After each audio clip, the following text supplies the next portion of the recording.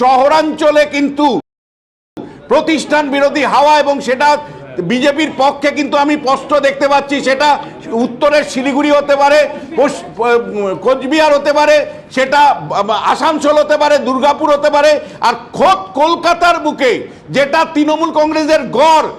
তৃণমূল কংগ্রেস গত বেশ কয়েকটা নির্বাচনে একটি আসনও হারায়নি কলকাতা শহরে। এই কলকাতাতে কিন্তু এই মুহূর্তে ছটা আসনে কিন্তু আমরা দেখতে পাচ্ছি যে তৃণমূল কংগ্রেস পিছিয়ে আছে বিজেপির থেকে। ফলে শহরাঞ্চলে মানুষের যে ক্ষোভ বিক্ষোভ, এবং এই প্রবণতা যদি জারি থাকে সুমনদা, তাহলে অতিরিক্ত যে ভোট পড়েছে 93%, যেখানে বলা হচ্ছিল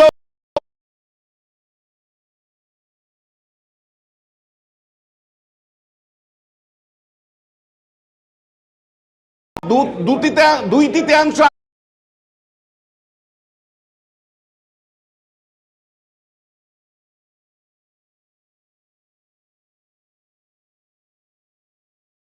আসন নিয়ে বিজেপি জিতবে এমন নয়, কিন্তু আপনাকে বলতে পারি যে পূর্ব বর্ধমানের 16টা আসন